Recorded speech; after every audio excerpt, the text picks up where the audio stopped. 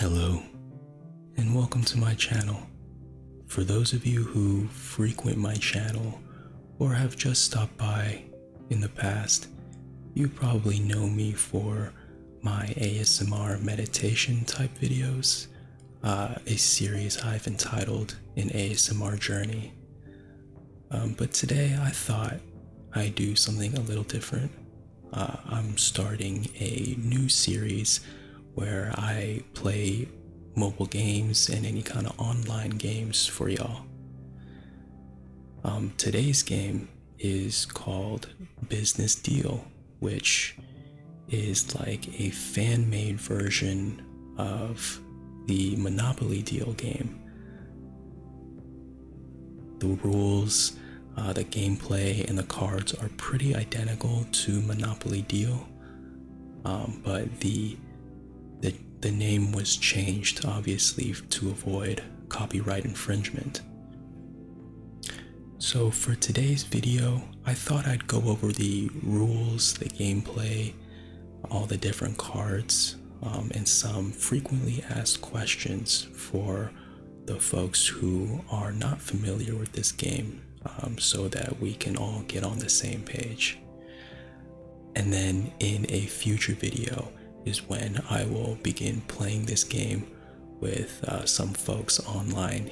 You can see on the screen that there is a play online mode where you can, match with folks from all over the world to play against. In this game, you can play one-on-one or in a group, up to 4 players total. I'm going to take you through the text version of the rules here, and then afterwards I'll take you through the interactive tutorial that's also in this game for you visual learners out there, just to help visualize and contextualize the information here in this text. And then afterwards, there is a frequently asked questions section that I will go through. I'll try to go through most of it, but not all, given how many there are, but I'll try to choose the ones where I think the ones that I believe are the more important ones, and, the questions I believe most of you will have. So, let's begin. The objective of Business Deal is to be the first player to collect 3 full property sets of different colors. On your turn, you take 2 cards from the draw pile and add them to your hand. Later in the game, if you have no cards left, you pick up 5 instead. So every player starts the game with 5 cards in their hand, and they draw an additional 2 cards when their turn begins. But at any point in the game, if you have no cards left in your hand, you pick up 5 cards instead of 2 when your next turn begins. Each player can play up to 3 cards from their hand onto the table in front of you. You don't have to play any cards if you don't want to, or you don't have to play 3. You can play 1 or 2. Play your 3 cards in any combination of the following: A, B, and or C, in any order. So here is A, B, and C that the previous direction is referring to. These are all the different types of things or actions you can perform while it's your turn. You can either A, put money into your own bank, and it says money/action cards because action cards can be used as money to fuel your own bank. And the reason you would want to do this is because your opponents, everyone can charge each other rent, right? You can demand your opponents to pay you money. So So you need to have a good monetary supply in your bank reservoir to be able to pay them. Otherwise, you would have to pay with property instead if you don't have the money to pay the rent. The second thing you can do during your turn is B, put down properties into your own collection. Now remember, this is how you win the game, is by building 3 different colored properties. Some colors require 3 of the same color to build a set, some require only 2, and one in particular, the black colored set, requires 4 cards.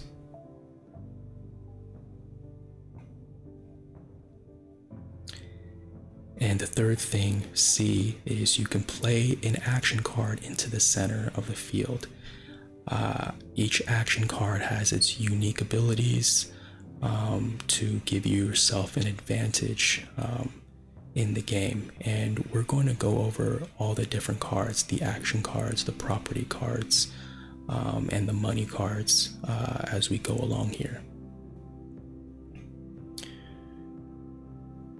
So, when you end your turn, if you have more than 7 cards in your hand at the end of your turn, not including the cards on the table, discard the extras to the bottom of the draw pile, so you only have 7.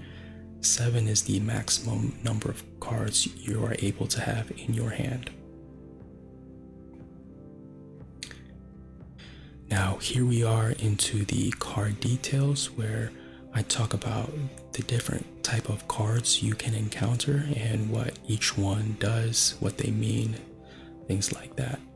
So we will start off with action cards. The Slide Deal action card allows you to steal a property from any other player and add it to your property collection. You cannot steal a card from a full set of properties. Can also be banked as money. Deal Breaker allows you to steal a full set of properties from any other player and add it to your property collection. Can also be banked as money. Now, again, all these action cards can be deposited into your bank to be used as a cash reservoir, so that when your opponents demand you for rent, you can use these action cards as money to fulfill that rent. The Debt Collector action card allows you to demand $5 million from one other player. Rent cards allow you to charge other players rent on your properties that match the color of the rent card.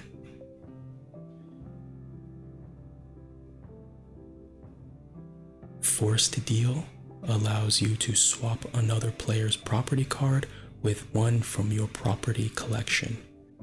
Just Say No allows you to cancel the effect when another player plays any action card against you. If that player has another Just Say No card, they can use it to cancel yours. So this action card is essentially a defense card to refuse to do what your opponent's action card usually forces you to do. It's My Birthday. All players pay you $2 million. Multicolored rent cards. Charge one player of your choice rent on any of your properties.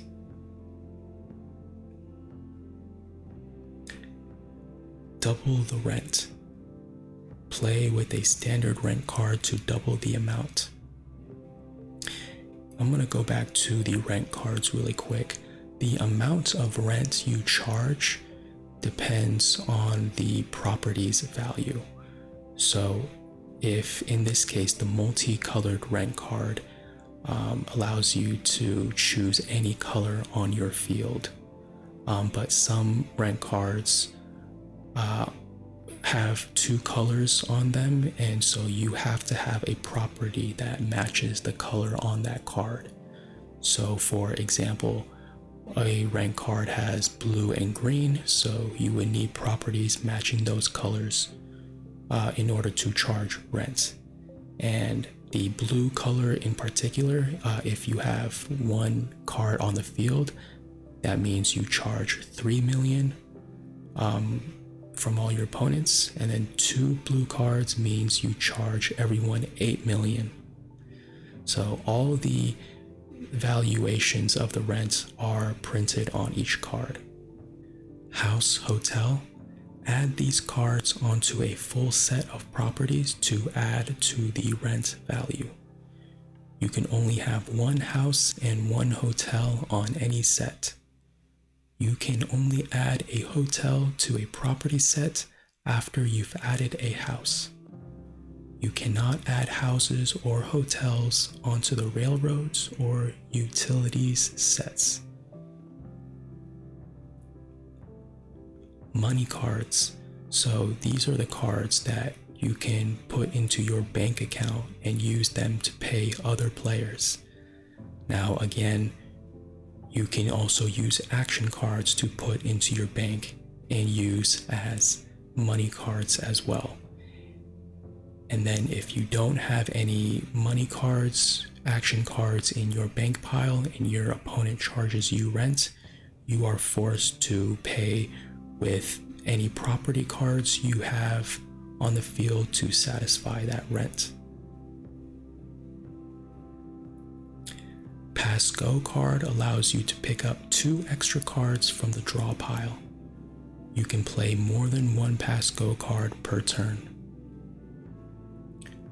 Property wildcards. Use property wildcards as substitutes for property cards of one of the colors shown on the card. You can swap these around amongst different sets on your turn. There are 2 multicolored property wildcards which can be used as properties of any color. These have no monetary value and cannot be used to pay with. Property cards.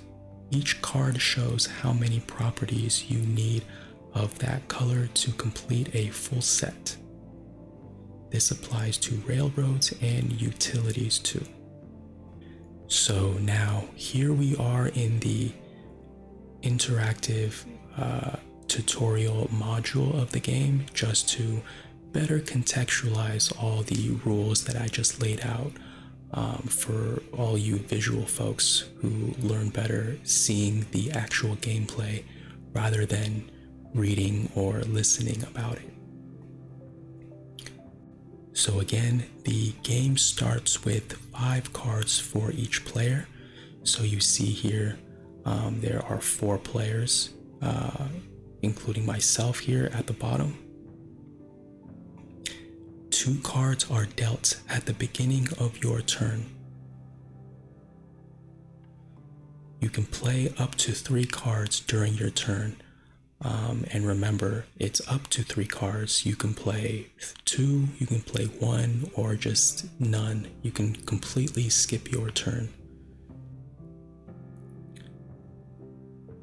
Tap on the bank button on the right to place money cards in your bank pile.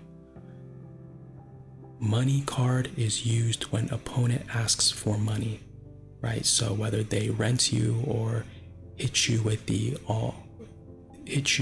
debt collector, or it's my birthday to ask you for money. And this is what the money card looks like. You have the monetary value in the corners and in the center here. But each card, not just the money cards, are assigned a value. You can see in the cards in my hand at the bottom, each card has a number on the top left corner. That is the monetary value of those cards. So if your opponent charges you rent or asks for money any way else, those are the numbers determining how much of that rent is being satisfied when you give that card to your opponent. Choose an action card and tap on play action to use it as an action. Action cards can also be used as money. Once action card is placed in the bank, it will remain as money till the end of the game. So you can see here, this is a rent action card, and this illustrates what I was trying to describe earlier, where some rent cards have two colors on them, in this case yellow and red, so you can charge your opponent's rent if you have a yellow or red property. Choose a property card and tap on play button to place it on the property pile. Group the property cards by color to make a complete set. So this is an example of what a property card can look like. So you can see the breakdown of the rent valuations you can charge your opponent if you have 1 or 2 or 3 of these cards. And again, some colors are completed as a full set if you have 3 of them. Some you only need 2 to complete the set, and one in particular, the black color set, needs 4 to complete the set. There are 3 types of property cards. Property card can be placed on property pile to build up property sets. Property wild card can be flipped and used as either of the color. Multicolored property wild card can be used as any property color. It has no monetary value. So one of the cards that was not covered in the text game rules is the card on the right here, the property wild card. This can be used to this can be incorporated into any color set to help complete that set. However, there is no number on here because there is no monetary value. So therefore it cannot be used to satisfy rent or money requests. Wild cards can be moved around the matching sets as needed. Right, so it doesn't have to stay as part of a set. You can move it around, shuffle it around however you would like to complete your sets. When the turn ends, if you have more than 7 cards in your hand, discard the extra cards to the deck. First player to make 3 full property sets of different colors wins the game. Now I'm going to bring us back to the game rules section to go over some frequently asked questions, which I'm willing to bet if you're new here, new to this game, you probably have some of these questions lingering in your mind. I'm not going to go over all of them, but just the ones that I think are the most important. So here we go. If you pay with property, does that property go into your opponent's bank? No, if you pay with property, that property goes into your opponent's property pile. So if your opponent rents you or asks for money using an action card, and you don't have any money in your bank pile, or you don't want to use the money in your bank pile, then you will have to pay with any property on your field, and your opponent essentially steals that property to be used to start their own sets or finish any applicable sets already on their field. If a player pays me with an action card, can I use it? No, if the action card was in their bank, it is considered money and goes directly into your bank. You cannot use the action card. So any action cards that are banked stay in the bank and cannot be used for the duration of the game in terms of its written abilities. If I have to pay with property or want to pay with property, does the other player pick the property? No, they do not. You get to pick the property. Unless the rent or the money request is equal or greater in value to the property you have on the field, in that situation, you're forced to give up all of your property.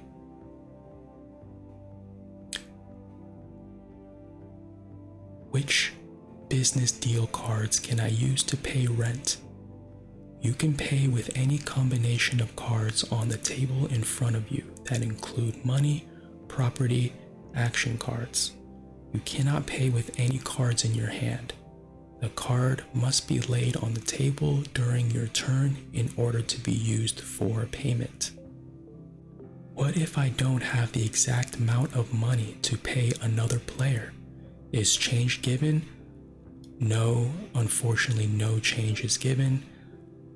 If you do not have the exact amount, the opponent gets to keep the remaining.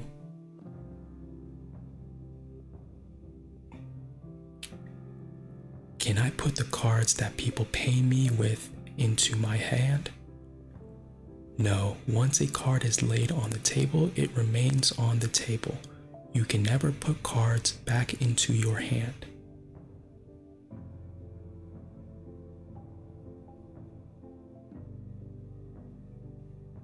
Can you pay from my hand cards? No, you can only pay with cards, again, on the field or in your bank.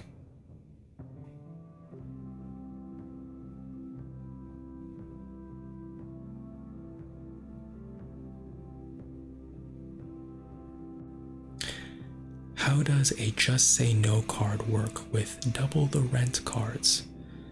The Just Say No card negates the double the rent card that is played. The player still needs to pay the original rent amount. So Just Say No only negates one card's action. But when your opponent uses double the rent, it's used in tandem with a rent card. So two cards are being used in that action. And because Just Say No only negates one action, in this case, it can only be the double the rent action it can negate. Therefore, you still have to pay the original rent amount. Is a house and hotel card played on top of a property set worth an additional 7 million or 5 million? So, question 16 here refers to using a forced deal card or a slide deal card to steal properties that are part of a complete set. And the short answer is no. They can only be used to steal properties that are part of an incomplete set. Can a player take the multicolor property wildcard? So if you remember that third type of property card, which is that rainbow colored card, the one that has no monetary value, it can be stolen using a forced deal or a slide deal, provided again that it is not part of a complete set.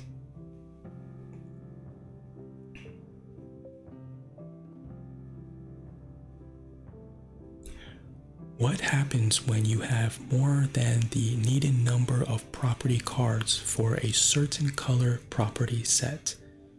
So for example, if you have a complete set of yellows, in that case, it requires 3 cards to complete that set. But you have a 4th yellow property card in your hand. That 4th card can't be added to the set in any way or boost the value in any way. That card can only be used to create a new set. And again, in order to win, you need to have 3 different colored property sets. So I'm going to address 31 and 32 really quick. Can I charge rent for 2 separate sets of properties with the same rent card? So you saw in that interactive tutorial earlier that some rent cards have 2 different colors. You can only select one of those colors, even if you have both colored properties on your field. So for example, going back to the red yellow colored rent card, even if you have both a yellow and a red property card on your field, you have to choose one color to charge your opponent's rent with. Question 32. Can I play 2 double the rent cards during one turn? Yes. Yes, you can. Each double the rent card counts as a card played, so playing 2 double the rent cards would take up 2 of your allowed cards played during your turn. So that concludes the tutorial of Business Deal. Thank you all for sticking around as I take you through this. Again, this is a start of a new series where I begin playing mobile games and online games for y'all. Thanks again for stopping by. If you've played Monopoly Deal or this version of Monopoly Deal called Business Deal in the past, hit me with a comment below. And also let me know if you enjoy these online mobile game type videos as well. Thanks everyone. Take care.